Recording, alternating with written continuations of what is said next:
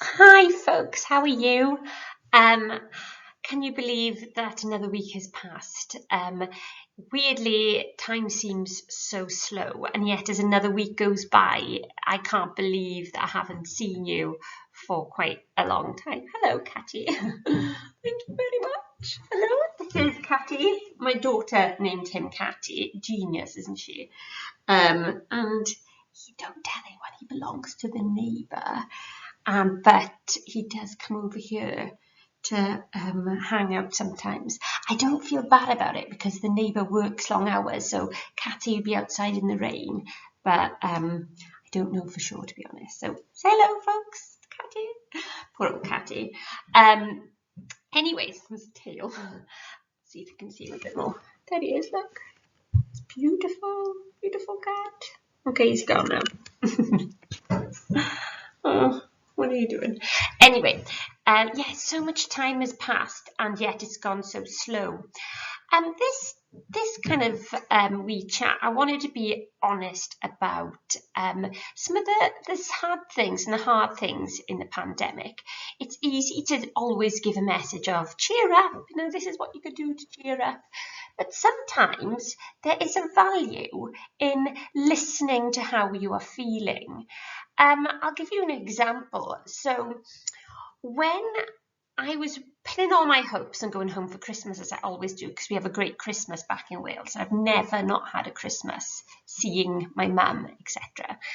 And when that was all cancelled, I tried to be really chirpy about it. Oh, it's fine. We'll have plenty more Christmases together, kind of just.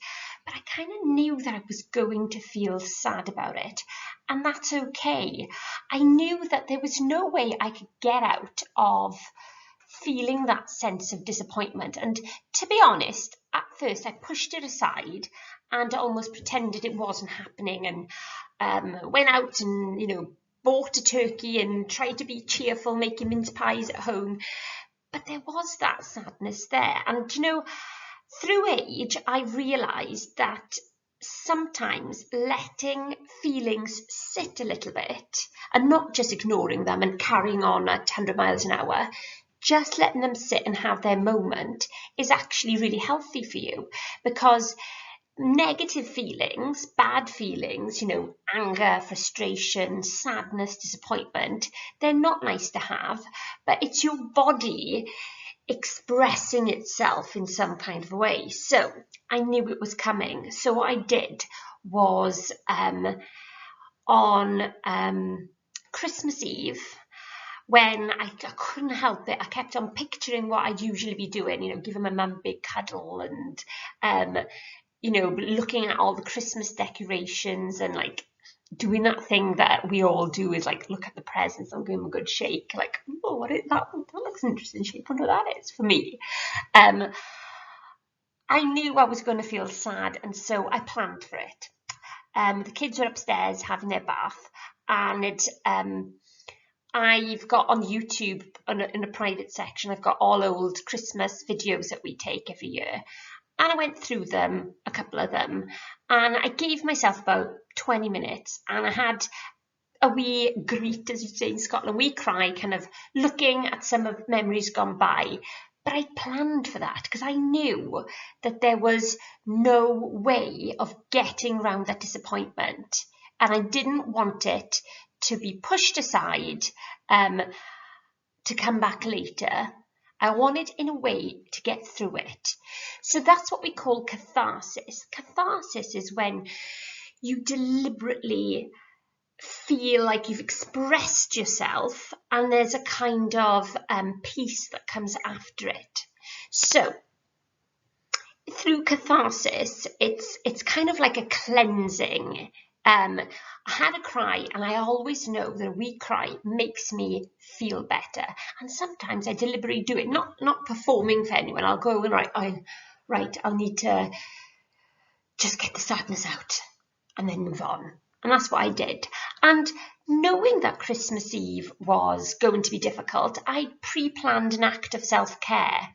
I then had my favourite biscuits in one of those really fancy hot chocolate mugs with, all the bits that you can add on top. I made myself one of them. I let myself feel miserable, and then I did something really nice. I put on my favourite music, went upstairs and joined in with all the kids, sort of excitement about what was going to happen. Santa Claus coming to visit the next day. And I felt better for it. So sometimes, instead of, whilst it's good to distract yourself and it's good to get yourself out of a negative pattern of thinking, sometimes letting it sit a little bit, and then being kind to yourself, planning a little act of self-care, whether it's a bacon sandwich, sorry vegans or vegetarians, or whether it's a bar of chocolate, or whether it's the show that you're really enjoying, put that there. A friend once gave me a great piece of advice and said, you are quite a good friend to other people, but you're not necessarily a good friend to yourself. You're so hard on yourself. You always ignore it. You ignore things when you're upset. Why don't you pretend that you're a really good friend to yourself? What would a really good friend to yourself say? And I was thinking to myself, yeah, I feel sad on Christmas Eve. Now, part of me was like, oh, get over it. Nobody's ill. You are lucky nobody's ill. But then I thought to myself, I've been hard on myself. What would a good friend say? A good friend would say, treat yourself. Find something, find something nice, go out and buy something small that you really enjoy that you wouldn't usually buy for yourself. Something small like that.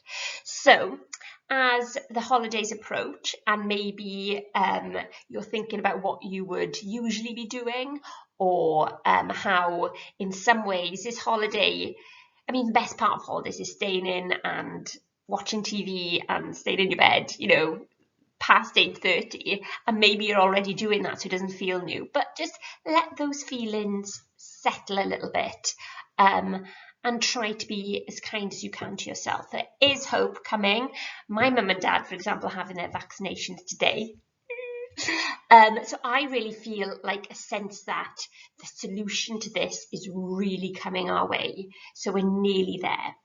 Okay, again, I've been rambling, but I enjoy rambling too. So have a lovely rest of the week, a lovely half term when it comes, and remember, be kind to yourself.